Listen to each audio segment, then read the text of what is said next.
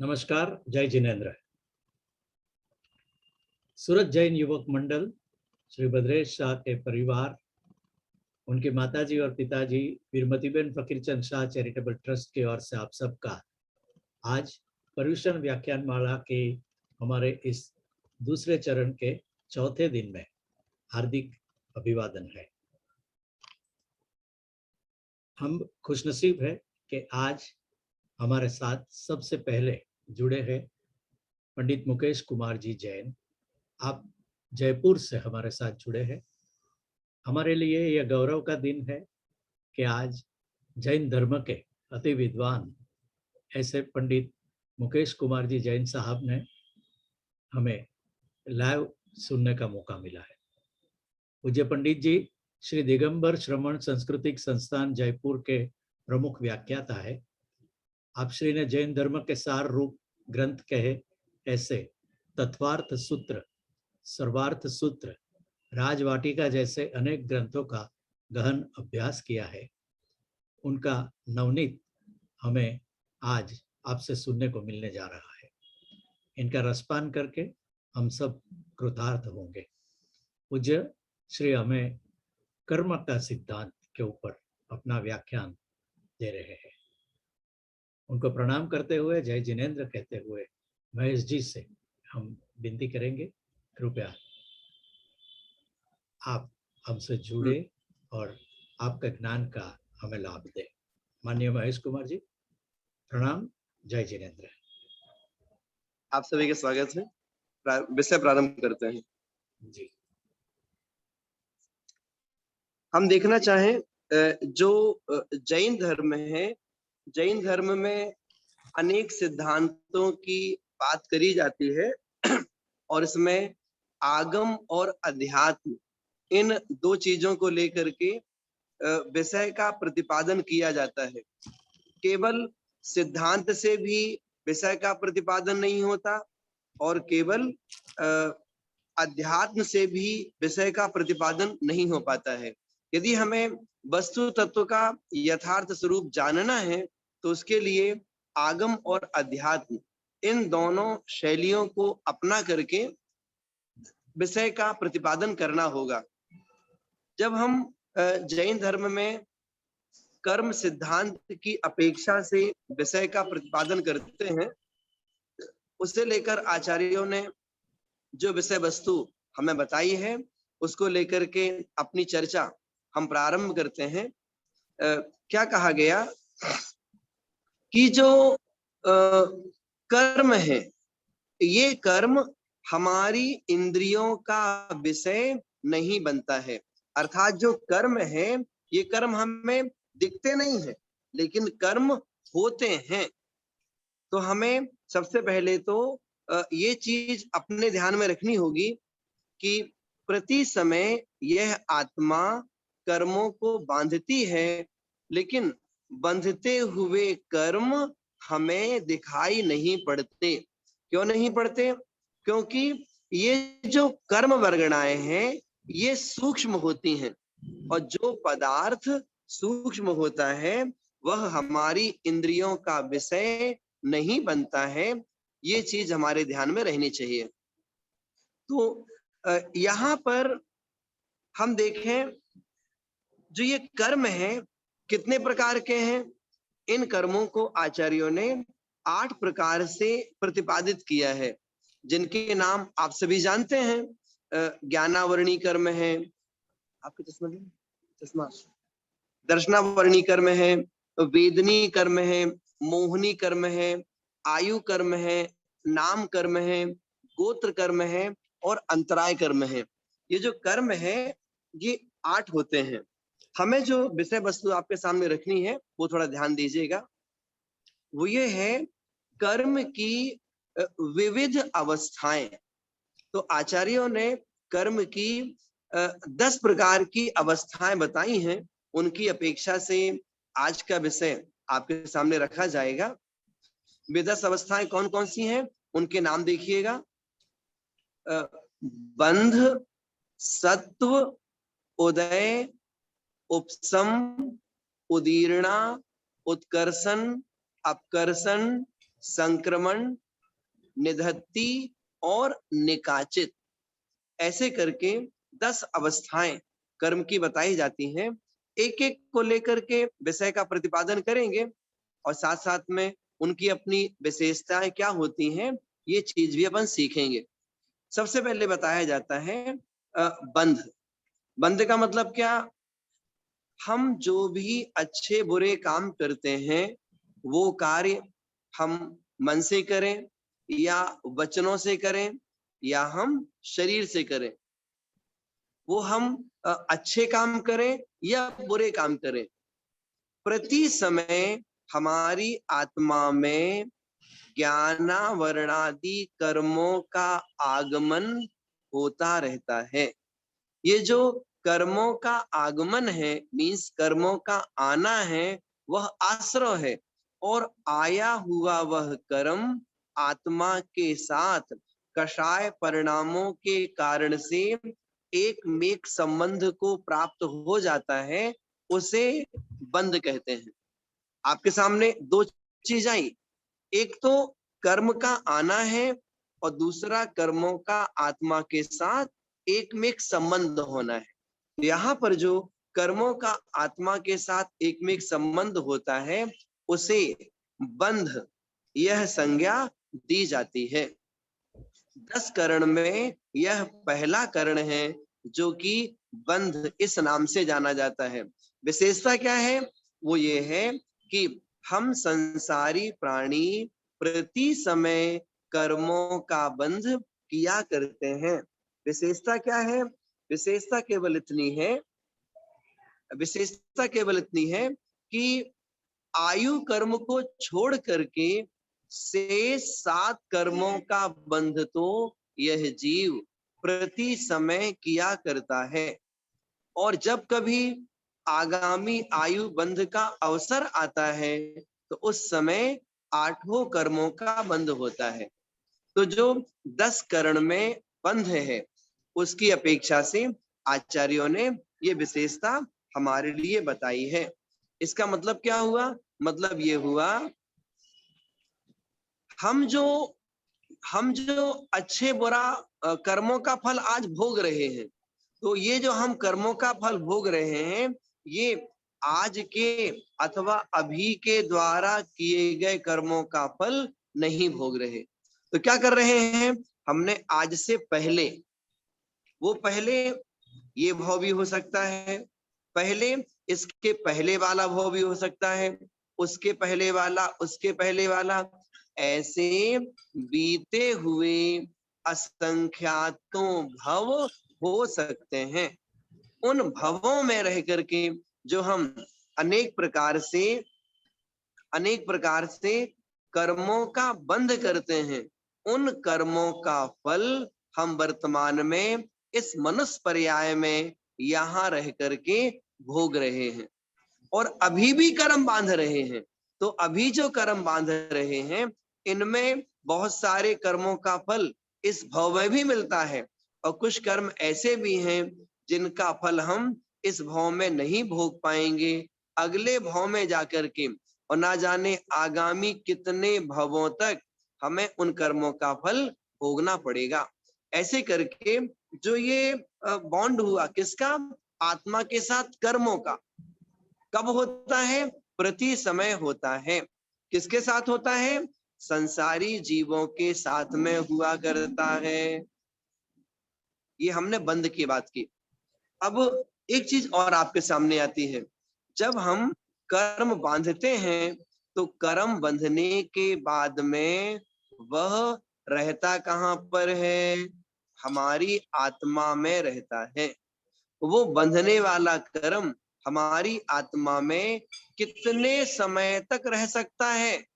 तो कहते हैं जब तक उस कर्म का उदय नहीं आता, अर्थात उन कर्मों का फल हमें प्राप्त नहीं होता, तब तक वे कर्म हमारी आत्मा के साथ में रुके रहते हैं। तो इन कर्मों का आत्मा के साथ में रहे आना, इसे क्या बोलते हैं? इसे बोलते हैं कर्मों की सत्ता अथवा कर्मों का सत्व। ये सत्व कब तक है? जब तक उसका फल हमें नहीं मिल जाता। तो सत्ता कब तक रहेगी? जब तक हमारा संसार है, जब तक कर्मों की सत्ता बनी रहती है।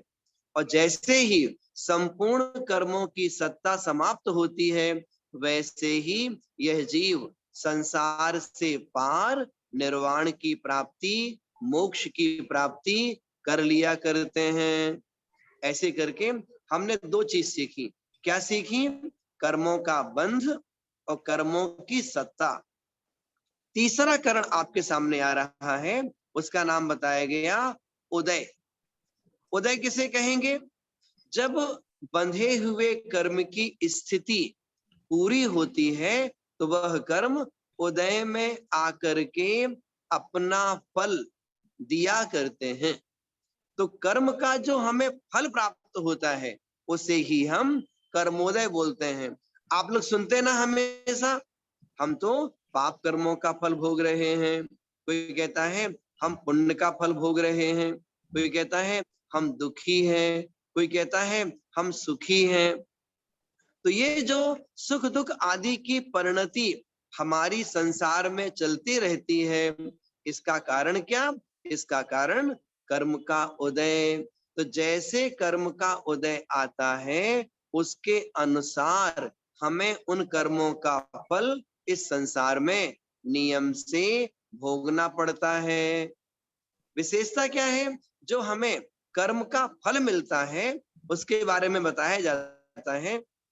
हमने भले बहुत सा पुण्य बांधा है या बहुत से पाप कर्मों का बंध किया है, लेकिन यदि द्रव्य क्षेत्र काल भाव की अनुकूलता है, द्रव्य क्षेत्र काल भाव अच्छा है, तो पुण्य का फल हमें और अच्छा मिलता है।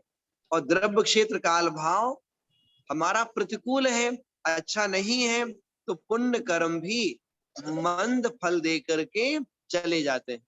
और ऐसे ही द्रव्य क्षेत्र काल भाव अच्छा है और पाप कर्म का उदय आया, तो वो भी मंद फल दे के चला जाता है। और यदि द्रव्य क्षेत्र काल भाव की प्रतिकूलता है, तो पाप कर्म और अधिक पाप रूप फल देने की समर्थ भी रखता है। ऐसे करके जो भी हमें कर्म का फल प्राप्त होता है, वो हमारे द्रव्य क्षेत्र काल भाव के अनुसार प्राप्त होता है। ये किसकी विशेषता बताई? ये कर्मोदय की विशेषता बताई। तीन चीजें आपके सामने हुई, एक है बंध, एक है सत्व, एक है उदय। एक छोटे से उदाहरण के माध्यम से विषय को आगे बढ़ाते हैं। आप देखिएगा, अधिकतर घरों में छत पर टंकी रखी रहती है, क्या बोलेंगे, सिंटेक्स की, है ना, या फिर कोई लोग सीमेंट की भी टंकी बनवा करके रखते हैं। तो उसमें पाइपलाइन दो तरह की होती है। एक पाइपलाइन ऐसी होती है जिससे पानी उसमें भरता है, और एक पाइपलाइन ऐसी होती है जिससे वो पानी निकल करके और टोंटी के माध्यम से बाहर गिरता है। तो हम देखें, टंकी में पानी का भरना और भर करके उस टंकी में पानी रुकना, ये क्या है? ये कहलाएगा बंध। ये कब होता है? तो भाई जब तक टंकी नहीं भरी तो पानी भरता रहता है, ये सामान्य कथन है, उदाहरण को उदाहरण के रूप में लीजिएगा। लेकिन हम क्या बताना चाह रहे हैं? प्रति समय ये आत्मा कर्म बंध करती है। जैसे टंकी में पानी भरा जा रहा है, अब क्या हुआ? वो पानी उस टंकी में रुकता है। कब तक रुका रहेगा? जब तक टोंटी चालू नहीं होगी। तो पानी रुका रहता है, स्टोरेज हुआ। उससे क्या बोला हमने? ये कर्मों की सत्ता है। तो कर्म का बंध हुआ, कर्म की सत्ता बनी। फिर क्या होता है? जो दूसरी पाइपलाइन है, उसके द्वारा पानी निकल करके पाइपलाइन से चल करके टोंटी के माध्यम से हमारे सिर पे गिरता है, या बाल्टी में भरता है, कोई डिब्बे में भरता है। तो वो जो पानी गिर रहा, उसे हमने क्या बोला? इसे बोला ये है कर्म का उदय। आपको पता है ना, आत्मा में जो कर्म बंधे हुए हैं, उनमें जिन कर्मों की स्थिति पूरी होती है वे कर्म उदय में आकर के अपना फल देते हैं। आपको पता है ना, जो कर्म फल देते हैं वो किस रास्ते से आते हैं? तो सत्ता से उदयावली में प्रविष्ट होकर वे कर्म उदय में आके अपना फल देते हैं। जैसे टंकी में रखा हुआ पानी पाइपलाइन से निकलता हुआ और है तो टोंटी से बाहर गिरता है। ऐसे करके तीन चीजें आपके सामने आई। क्या क्या बताया गया? बंध, उदय और सत्व। बंध मतलब आत्मा के साथ कर्मों का एकमेक संबंध होना। सत्ता मतलब बंधा हुआ कर्म आत्मा में रुकना। उदय मतलब कर्म का फल प्राप्त होना। तो जो हम कर्म का बंध करते हैं तो बंधता हुआ कर्म तो हमें दिखाई नहीं पड़ता, ये सब जानते हैं, है ना। कर्मों की सत्ता है ये भी हमारे को समझ में नहीं आती है कि मेरी आत्मा में कर्मों की सत्ता है कि नहीं। लेकिन जो हमारे अनुभव में आता है वह है कर्म का उदय। आपने सुना ना अभी, कर्म का फल किस रूप? सुख दुख आदि रूप जो हमें कर्म का फल प्राप्त होता है वो उदय कहलाता है। तो कर्म के उदय को हम समझ पाते हैं, कर्म के उदय का हम अनुभव भी करते हैं। हम नहीं, संसार के जितने जीव हैं हर एक जीव कर्म के फल का अनुभव करता है। और उस कर्म के फल के अनुभव के कारण से ही हम इस बात को समझ पाते हैं कि संसार में कोई सुखी है कोई दुखी है। आप सुनते हैं ना, कोई लोग ऐसे होते हैं कई कई बार पढ़ते हैं, याद करते हैं, फिर भी उनको याद नहीं होता। और बहुत से लोग होते हैं एक बार दो बार पढ़ा उन्हें विषय याद हो जाता है। मतलब क्या? जो ज्ञानावरणी कर्म का उदय है, तो इस कर्म के उदय की हीनाधिकता के कारण से हमें ऐसा अंतर देखने को मिलता है। ऐसे ही साता का उदय होता है, हम क्या बोलते हैं? हम सुखी हैं। असाता का उदय हो, हम क्या बोलते हैं? दुखी हैं। इस संसार में लोग कैसे होते हैं? किसी के अंदर में बहुत तीव्र राग होता है, किसी के अंदर राग और कम होता है, किसी के अंदर और कम होता है, किसी के अंदर द्वेष ज्यादा होता है, कभी और ज्यादा होता है। तो जो ये राग द्वेष आदि परिणामों का वैचित्र है, इन परिणामों की जो हीनाधिकता संसार में देखी जाती है, इसके पीछे कारण क्या है? इसके पीछे कारण है मोहनीय कर्म का उदय। हम क्या सुन रहे हैं? हम सुन रहे हैं जो कर्म का फल प्राप्त होता है वो संसार में देखा जाता है और हम सब उसका अनुभव भी करते हैं। ऐसे ही सबकी अपनी अपनी आयु होती है। कोई ऐसे होते हैं वो जन्मे, छोटी उम्र में ही आयु पूरी हो गई। कोई बहुत ज्यादा जीते हैं, 60 साल 70 साल 80 साल 100 वर्ष तक जीते रहते हैं। तो जो ये हम जो हम देखते हैं अलग अलग प्रकार की आयु सबकी होती है, ये किसका फल है? ये आयु कर्म का फल है। ऐसे ही हम सबके जो शरीर हैं, सबके शरीर अलग अलग मालूम पड़ते हैं। तो ये जो सबके शरीर अलग अलग मालूम पड़ते हैं, ये किसका वैचित्र है? नाम कर्म का है। ऐसे सबकी आवाज अलग अलग है। हम सब कोई भी हो, हम आप लोग मतलब सैकड़ों लोगों की आवाज पहचानते हैं मोबाइल पे, है ना। किसने बोला तुरंत मालूम पड़ता है।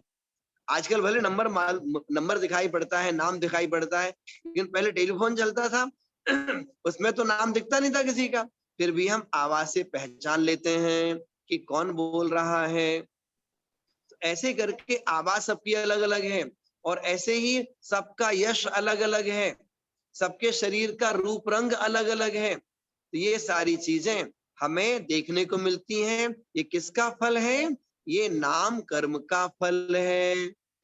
ऐसे ही कोई उच्च गोत्र में है, कोई नीच गोत्र में है। ऐसे ही कोई बहुत मेहनत करता है लेकिन कम पैसे कमा पाता है, कोई थोड़ी मेहनत करता है बहुत धनार्जन कर लेता है। ये किसका फल है? ये सब अंतराय कर्म का फल है। मीन्स अंतराय कर्म का 6 उपसम जिनके अच्छा होगा वो थोड़ा परिश्रम करते हैं, वो बहुत पैसा कमा लेते हैं, और बहुत से लोग बहुत बहुत मेहनत करते हैं फिर भी नहीं कमा पाते हैं। ऐसे ही कोई आहार दान के लिए चौका लगाता है, जल्दी आहार हो जाते हैं। कोई लोगों को काफी समय लगता है, कितने दिन हो गए अभी तक मुनिराज के आहार हमारे यहाँ पर नहीं हो रहे हैं। ऐसे भोगो भोग की सामग्री है, किसी को बहुत सारी प्राप्त होती है ना। किसी के रहने के लिए इतना बड़ा घर है कि वो थक जाता घर में घूमते घूमते। कोई ऐसे हैं कि एक कमरे में रह करके ही अपना गुजारा करते रहते हैं। ये सारी चीजें, ये जो कर्म का फल है, ये हमारे अनुभव में आया करता है। तो इसलिए तो बंध सत्य उदय, बंधता हुआ कर्म नहीं दिखता, सत्ता में रखा कर्म नहीं दिखता, लेकिन जब कर्म उदय में आता है उसका फल हमें मालूम पड़ता है। अपन ने कितनी चीजें सीखी? 3 चीजें सीखी। अब देखो एक बात और आपके सामने आती है। कर्म बंधने के बाद, कर्म बंधने के बाद और उदय में आने के पहले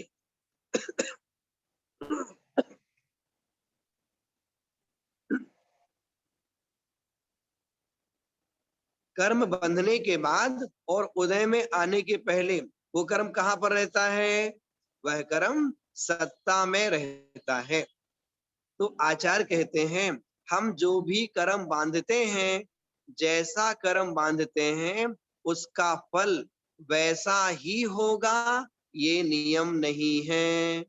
कर्म बंधने के बाद उदय में आने के पहले, अर्थात जब तक सत्ता में है, उसमें कई प्रकार से परिवर्तन हो सकता है। उस परिवर्तन को हम किस किस रूप में कहते हैं, वो थोड़ा वैसे आपके सामने हम बोलेंगे। विषय देखिएगा। अगला विषय आता है, वह है उदीर्णा। उदीर्णा का मतलब क्या होता है? जिस कर्म की स्थिति अभी पूर्ण नहीं हुई है, उन कर्मों का समय से पहले उदय में आकर फल देना, इसे उदीर्णा कहते हैं। उदीर्णा किसकी सहचर है? ये उदीर्णा उदय की सहचर है। अर्थात जिन कर्मों का उदय चल रहा है, उन कर्मों की समय से पहले उदीर्णा भी हो सकती है। तो उदीर्णा जो हो रही है ना, इसका मतलब क्या? इसका मतलब है कर्म का तीव्र उदय, ये उदीर्णा के रूप में ही होता है। और ये उदीर्णा तपस्या के माध्यम से भी होती है। ये उदीर्णा हमारे संक्लेश परिणामों से भी होती है। तो तपस्या के माध्यम से जो कर्मों की उदीर्णा होती है, उन कर्मों का तो क्षय हो जाता है और उनसे आगामी कर्म का बंध नहीं होता। और संक्लेश के कारण से जिन कर्मों की उदीर्णा होती है, उससे आगामी कर्म बंध बहुत ज्यादा होता है। ऐसे करके उदीर्णा की अपेक्षा हमने थोड़ा वैसे आपके सामने रखा। विशेषता क्या हुई? विशेषता यह है, जैसे टोंटी के माध्यम से पानी गिर रहा था, उसे हमने क्या बोला? उदय। वो शरारती बच्चा आया और उसने टोंटी तोड़ दी। अब क्या हुआ? पानी फोर्स के साथ आने लगा। जो टोंटी से गिर रहा था वो उदय था, और टोंटी तोड़ दी तो पानी तेज आ गया, उसका नाम उदीर्णा है। इसे क्या बोलते हैं अपन? कर्म का तीव्र उदय। ये हमने आपको उदाहरण दिया। एक शब्द और आता है,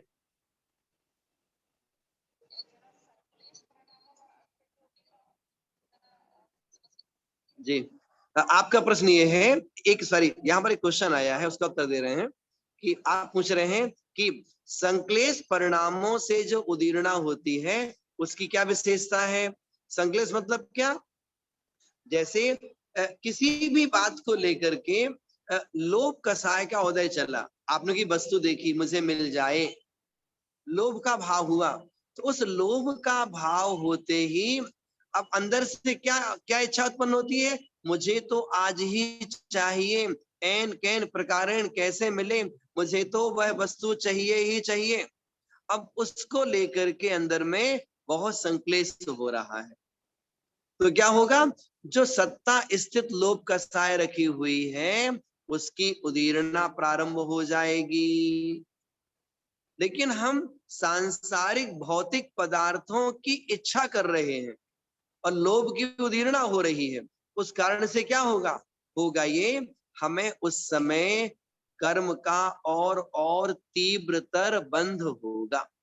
इसी प्रकार से किसी बात को लेकर के आपको गुस्सा आया तो क्रोध का उदय तो मंद था अभी, लेकिन जो सामने घटना देखी आपने उस कारण से आपे से बाहर हो गए, संक्लेश बहुत तीव्र हो गया। तो क्या बोलेंगे अपन, क्रोध कसाय की उदीरना हुई। ऐसे संक्लेश परिणामों से जो क्रोध मान माया लोभ इन कसायों में किसी की भी उदीरना हो सकती है, कोई परेशानी नहीं है।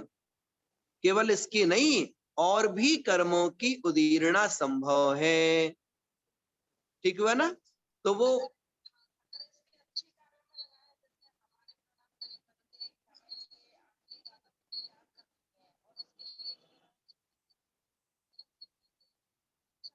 अच्छा होगा। देखिए, यहाँ पर सांसारिक अपेक्षा से कोई बात सिद्ध करना चाहेंगे, उससे जो उदीरना होती है वो अशुभ कर्मों के बंध में कारण बनती है। लेकिन परमार्थ को लेकर के अगर कोई उदीरना हो रही है वो हमारे लिए पुण्य बंध में कारण बनेगा। जैसे उदाहरण के लिए, किसी की भावना है हमें मुनि महाराज जी बनना है, आप दीक्षा दे रहे कि नहीं दे रहे, आप दीक्षा नहीं देंगे ना, हम किसी और संघ में चले जाएंगे। हमें तो दीक्षा लेने का ही भाव बिल्कुल है। तो कई बार इस प्रकार का जो परिणाम होता है इसमें भी उदीरना हो जाए तो की बड़ी बात नहीं है, लेकिन वो उदीरना हमारे लिए मंद पुण्य बंध में कारण है, तीव्र पुण्य बंध नहीं। क्योंकि आकुलता हो रही है ना, आकुलता किसी भी चीज की हो वो हमारे लिए हानिकारक होती है। इसलिए वहां पुण्यबंध तो होगा, लेकिन वो पुण्यबंध कैसा होगा, मंद अनुभाग वाला होगा। और वही उस जीव ने दीक्षा ले ली और दीक्षा लेने के बाद में अत्यंत शांत परिणामों के साथ सामायिक करते हैं, अत्यंत शांत परिणामों के साथ अपना जीवन जीते हैं और विवेक पूर्वक अपने व्रतों का पालन करते हैं, है ना, सावधानी से जीवन जीते हैं, उसमें निर्जरा उनकी बहुत ज्यादा होगी। वो जो उदीरना है वो उदीरना परिणामों की विशुद्धि के कारण हुई, वो उदीरना तपस्या के कारण हुई, वो उदीरना व्रतों का पालन करने के कारण से हुई। और व्रतों का पालन करने से जो उदीरना होती है उससे आगामी कर्मबंध नहीं होता, वास्तव में उसी का नाम निर्जरा है।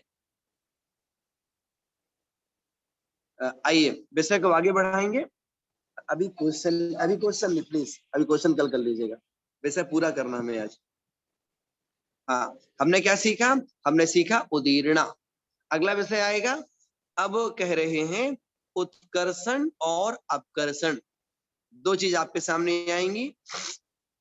शब्द क्या है, उत्कर्षण। उत्कर्षण का मतलब होता है बढ़ना, और एक शब्द है अपकर्षण, इसका मतलब होता है घटना, मतलब कम होना। हम क्या सीख रहे हैं, हम सीख रहे हैं कर्म बंधने के बाद उदय में आने के पहले जब तक वह कर्म सत्ता में रहता है तब तक उसमें कैसा परिवर्तन आ सकता है। उस दृष्टि से आपके लिए उत्कर्षण और अपकर्षण ये दो शब्द दिए जा रहे हैं। ये जो उत्कर्षण और अपकर्षण है ये पुण्य प्रकृतियां और पाप प्रकृतियां दोनों के साथ लागू होता है। हम पहले बात कर रहे हैं पुण्य प्रकृतियों की। पुण्य प्रकृति का उत्कर्षण और पुण्य प्रकृतियों का अपकर्षण। अपकर्षण किसमें होता है, स्थिति और अनुभाग में होता है। स्थिति मतलब क्या, जो हमारी आत्मा में कर्म बंधे हुए हैं उनका ड्यूरेशन कितना है, उनका काल कितना है, वो उसकी स्थिति कहलाती है। और है तो फिर आता पोटेंशी, अर्थात जो कर्म बंधा हुआ है उसकी फलदान शक्ति क्या है, अर्थात यह कर्म जब उदय में आएगा तो कैसा फल देगा, है ना। उसे क्या बोलते हैं, उसे बोलते हैं अनुभाग शक्ति। तो हमें ये देखना है हमारी आत्मा में जो पहले के पुण्य कर्म बंधे हुए हैं, उन पुण्य कर्मों को, उन मीन्स उन पुण्य कर्मों के स्थिति को, उसके अनुभाग को हम बढ़ा सकते हैं क्या, या फिर कम कर सकते हैं क्या। याद रखिएगा, हम सत्ता स्थित पुण्य के अनुभाग को बढ़ा भी सकते हैं और कम भी कर सकते हैं। दोनों चीजें हमारे वर्तमान पुरुषार्थ पर आधारित हैं। वो कैसे, ध्यान दीजिएगा। हमारी आत्मा में जो पुण्य प्रकृतियां बंधी हुई हैं, उनको हम बढ़ा सकते हैं। तो हम क्या बढ़ाएंगे, हम उस पुण्य में अनुभाग शक्ति बढ़ा सकते हैं। स्थिति नहीं बढ़ेगी, अनुभाग शक्ति बढ़ेगी। सत्ता स्थित पुण्य की अनुभाग शक्ति कैसे बढ़ती है, क्या प्रश्न कर रहे हैं। सत्ता स्थित पुण्य कर्म की अनुभाग शक्ति कैसे बढ़ती है, हमारे विशुद्ध परिणामों से बढ़ती है।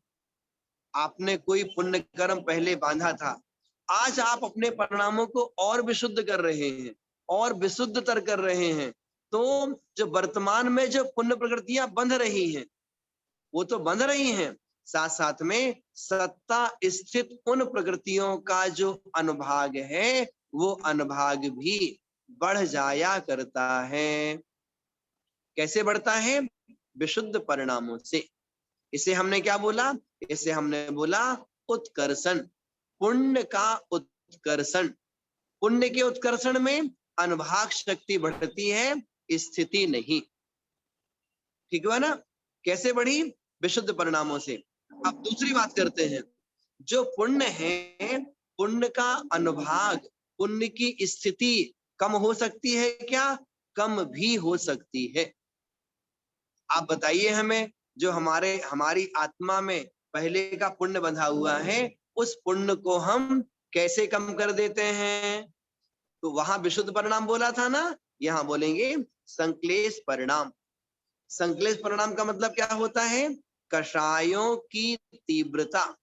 तो कषायों की तीव्रता से मीन्स आज जो हम किसी कारण से, किसी बात को लेकर के व्यापार इत्यादि के क्षेत्र में अथवा किसी सामाजिक किसी परिप्रेक्ष्य में यदि हमारी कषाएं तीव्र होती हैं, तो कषायों की तीव्रता के कारण से हमारी आत्मा में जो पहले का पुण्य रखा हुआ है, जो पहले हमने पुण्यार्जन किया था, उस पुण्य की स्थिति कम हो जाती है और उस पुण्य का अनुभाग भी कम हो जाता है। जैसे उदाहरण के लिए, आपने कोई बड़ा विधान अनुष्ठान किया था, खूब धूमधाम से किया था, है ना।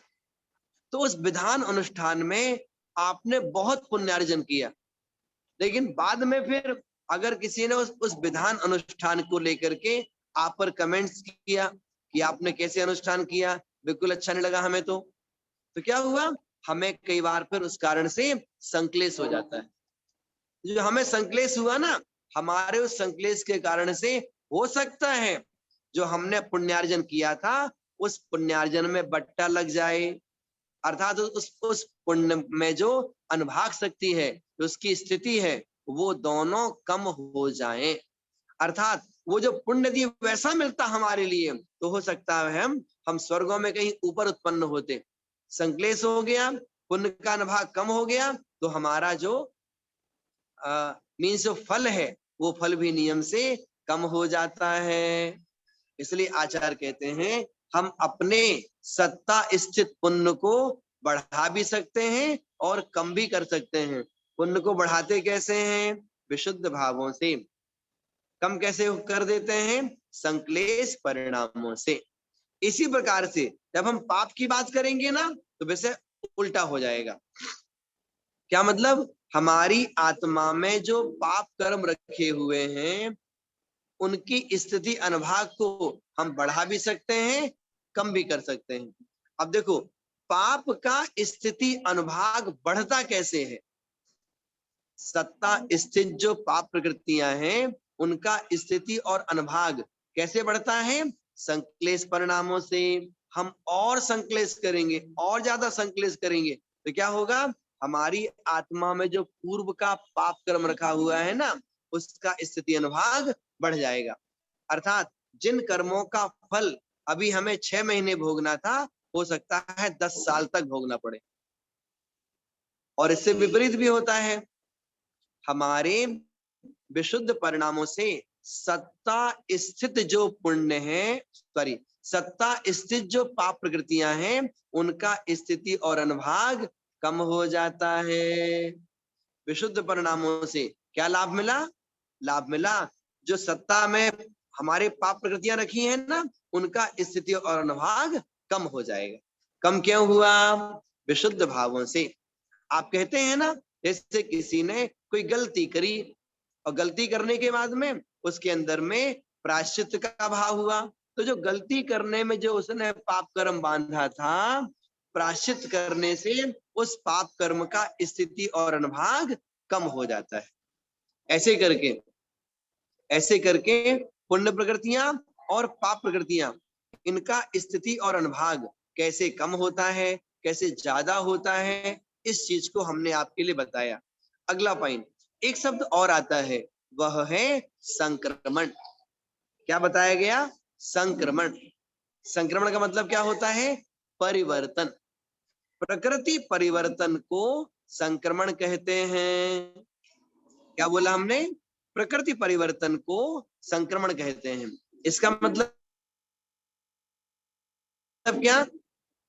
हमारी आत्मा में पूर्व के जो कर्म बंधे हुए हैं, उन कर्मों में हम ऐसा भी परिवर्तन कर सकते हैं कि वो कर्म जो है अपनी सजाती प्रकृति में परिवर्तित हो जाए। जैसे उदाहरण के लिए हम इस समय साता वेदनीय बांध रहे हैं। फिर सुनिएगा, हम इस समय साता वेदनी कर्म बांध रहे हैं। उससे लाभ क्या होगा? लाभ ये हुआ, हमारे आत्मा में जो कर्मों की सत्ता बंधी हुई है, उसमें जो असाता वेदनी है, तो असाता वेदनी का बहुत सा द्रव्य साता में परिवर्तित हो जाएगा, या परिवर्तित हो सकता है, परिवर्तित हो गया। इसे क्या बोलते हैं? संक्रमण। संक्रमण मतलब जो द्रव्य असाता का था वो साता में परिवर्तित हो गया। तो ऐसे करके ये परिवर्तन भी कर्मों में हम सबके साथ यथा योग्य चलता रहता है। हमने क्या सीखा? एक उदाहरण के माध्यम से ये सारी बातें आपके सामने स्पष्ट करते हैं। मतलब क्या?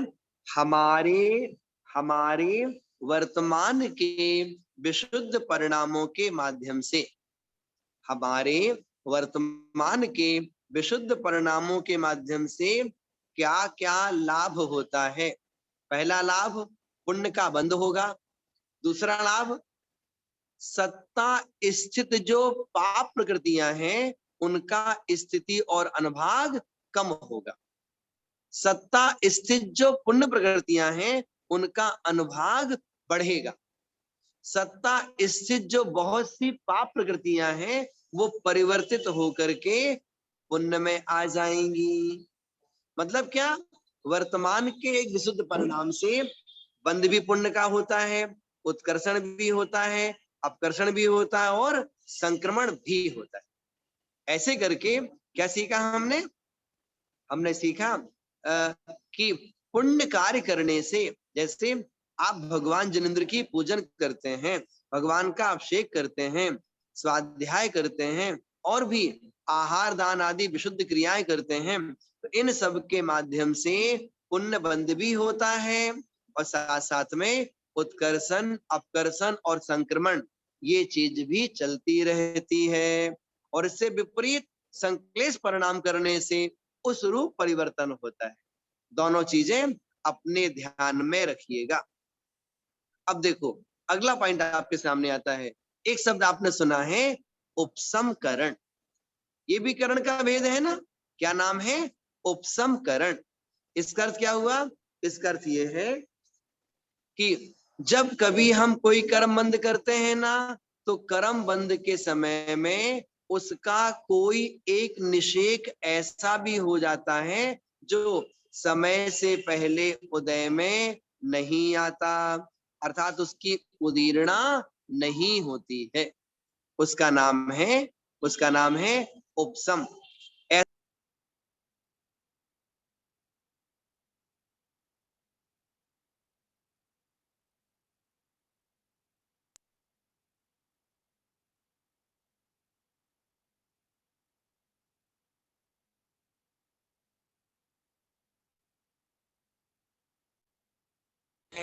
उपसम भाव अलग है, हम चर्चा कर रहे हैं यहां पर उपसम करण की। देखो, दो चीज आपके सामने और आ रही हैं, वो क्या है? वो है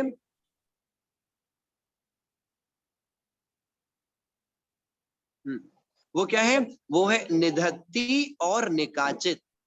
क्या कह रहे हैं? निधत्ती और निकाचित। ये क्या है? ये भी जो सत्ता में रखा हुआ कर्म है ना, तो सत्ता में रखे हुए कर्म की एक क्वालिटी ऐसी भी होती है जिसको हम निधत्ती और निकाचित इस नाम से पुकारते हैं। निधत्ती किससे कहते हैं? सत्ता में रखे हुए कर्मों में ऐसे कर्म जिसमें उत्कर्षण और अपकर्षण तो हो सकता है, लेकिन उदीर्णा और संक्रमण नहीं होते हैं। आपने सुना था ना अभी उदीर्णा? उदीर्णा में क्या सुना था? समय से पहले कर्म का उदय आना। और संक्रमण में क्या सुना था? परिवर्तन हो जाना। तो निधत्ती कर्म क्या है?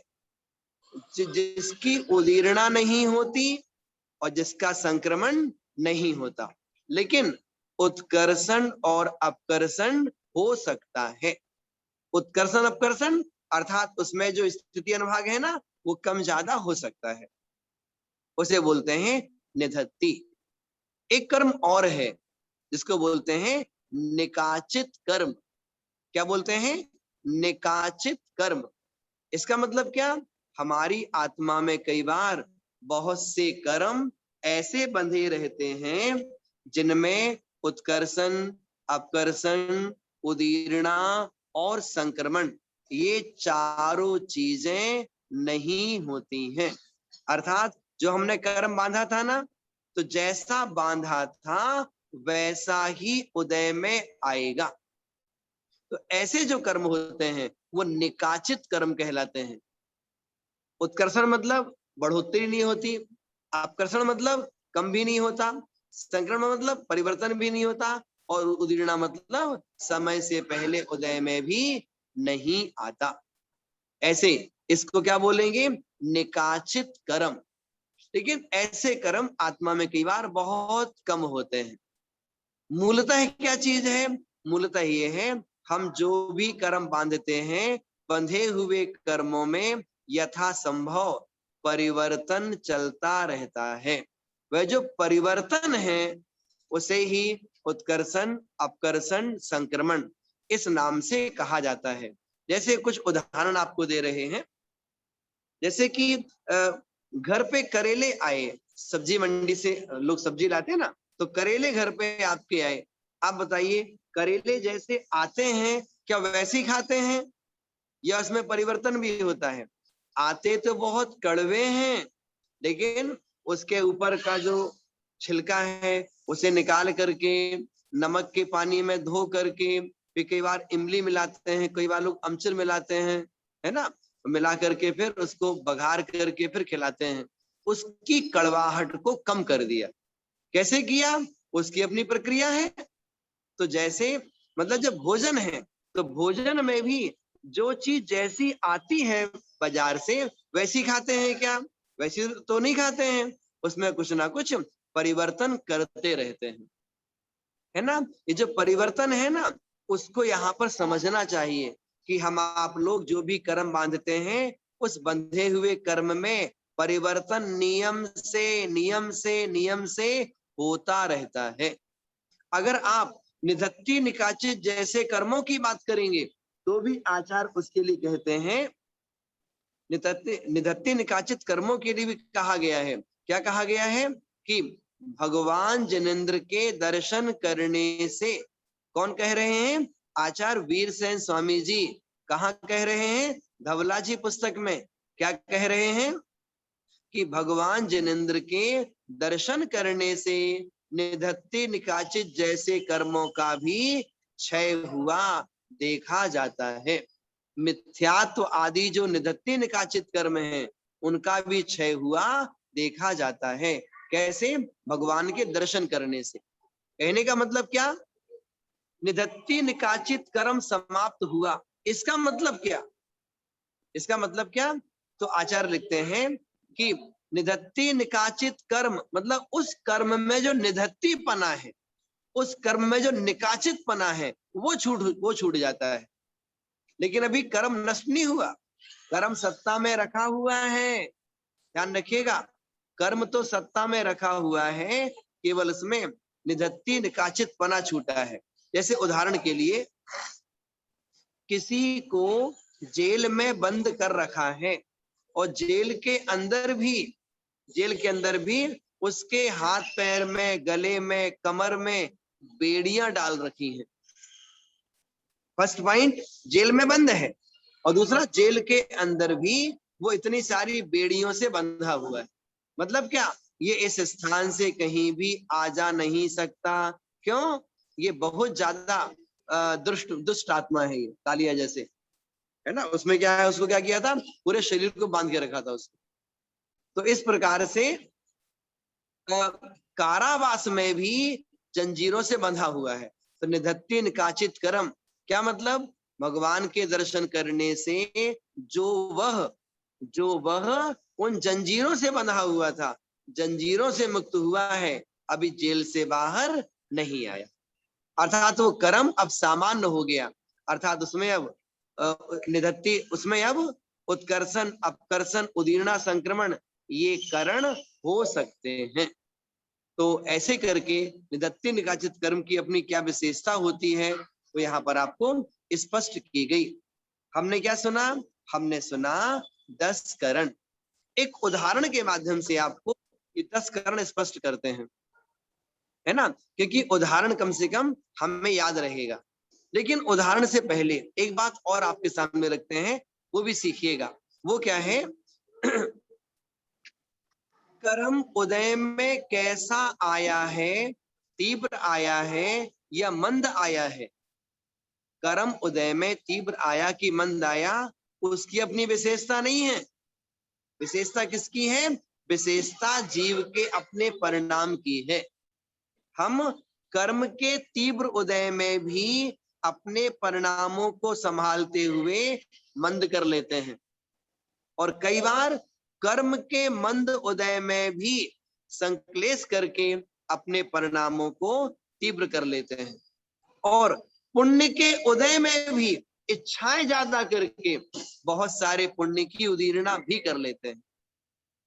तो ऐसे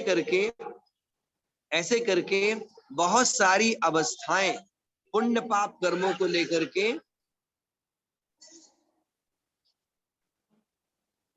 है ना, बहुत सारे कर्मों की उदीर्णा जीव के द्वारा यथासंभव चलती रहती है। तो इसलिए इस बात से मत घबराइए, कभी भी ध्यान दीजिएगा, इस बात से मत घबराइएगा कि हमने तो ऐसा पाप कर्म बांध लिया है, इसका फल हमें भोगना ही पड़ेगा। ऐसा बिल्कुल भी एकांत से नहीं है। किसी ने कितना गहरा तीव्र तीव्र तीव्र तर भी पाप बांध लिया है, वह भी अपने पाप को कम कर सकता है भावों की विशुद्धि के माध्यम से। और किसी ने बहुत पुण्य बांध लिया है, अपने पुण्य का अहंकार भी मत करिएगा। अगर द्रव्य क्षेत्र काल भाव की प्रतिकूलता रही तो कहो तो सारा पुण्य वहां पर पाप में परिवर्तित हो करके अपना फल देता रहेगा।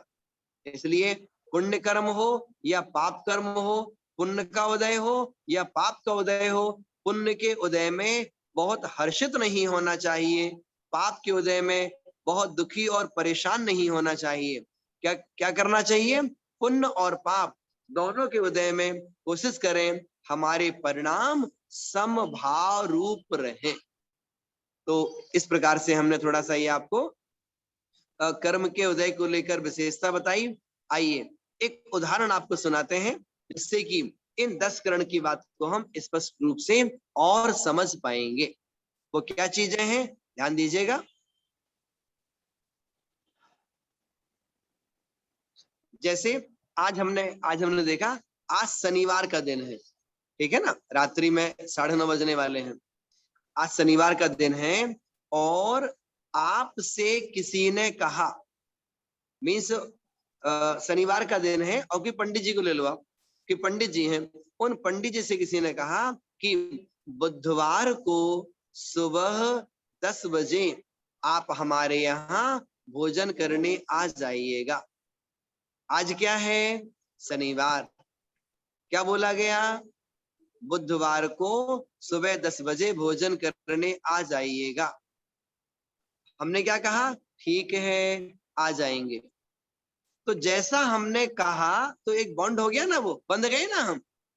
तो आज मीन्स आज रात्रि 9:30 बजे हमने ऐसा बंद कर लिया। उसका फल कब मिलेगा हमें, फल मिलेगा बुधवार को सुबह 10 बजे, जब वो कर्म उदय में आएगा, मीन्स जब भोजन मिलेगा। तो अभी से लेकर के बुधवार की सुबह 10 बजे तक वो कर्म कहाँ है, वो कर्म सत्ता में रखा हुआ है, ठीक है ना। बंद हुआ, उदय हुआ, उसके बीच में सत्ता हुई। सत्ता कब कहलाएगी, सत्ता कब कहलाएगी, शनिवार को रात्रि 9:30 बजे से लेकर के बुधवार की सुबह 10 बजे के पहले तक वो सत्ता कहलाएगी। अब देखो सत्ता में परिवर्तन कैसे होता है, क्या विशेषता आती है, वो आप सुनिएगा।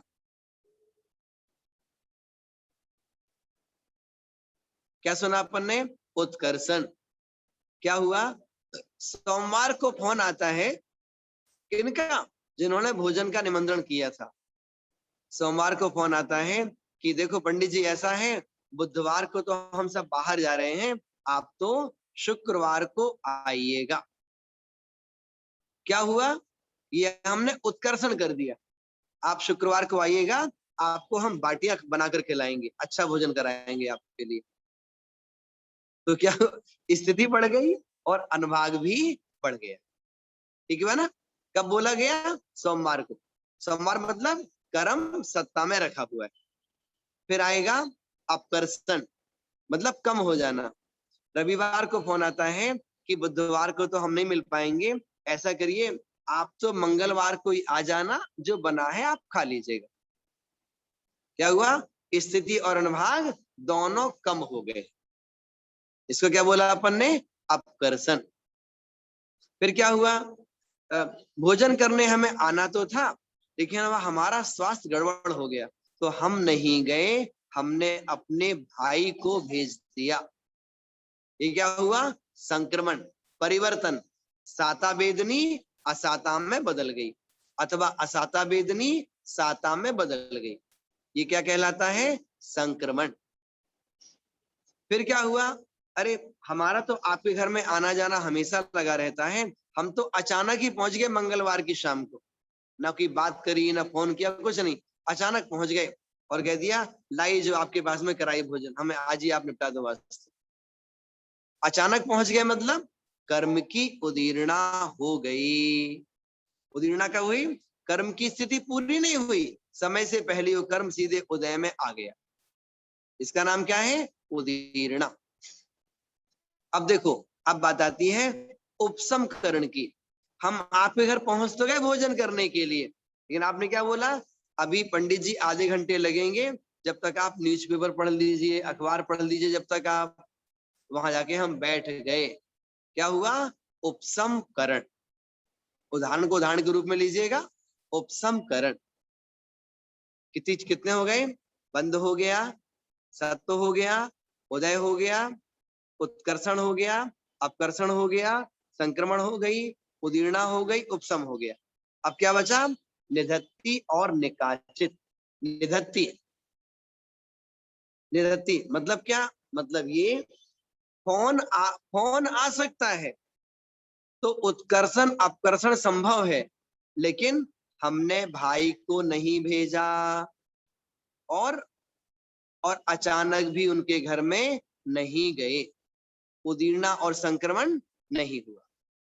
उत्कर्षण अपकर्षण हो सकता है। निकाचित में ना तो कोई फोन आया उनका कि जल्दी आ जाना कि देर से आना, ना भाई को भेजा और ना ही अचानक भोजन करने गए। अर्थात जहां उत्कर्षण अपकर्षण उदीर्णा संक्रमण ये चारों नहीं होते हैं उसे बोलते हैं निकाचित करण। ऐसे करके कर्म सिद्धांत का एक पार्ट है ये, जिसमें 10 चीजें बताई जाती हैं। उन 10 को लेकर के हमने संक्षेप में आपके सामने सैद्धांतिक शब्दों को लेते हुए विषय का प्रतिपादन यहाँ पर पूर्ण किया। ठीक है, इतना सीखते हैं। बोधि समाधि, कल पूछना क्वेश्चन से, बोधि समाधि परिणाम शुद्धि स्वात्मोपलब्धि शिव सौख्य सिद्धि चिंतामणिं चिंतित वस्तु दाने त्वां वंदमानस्य मम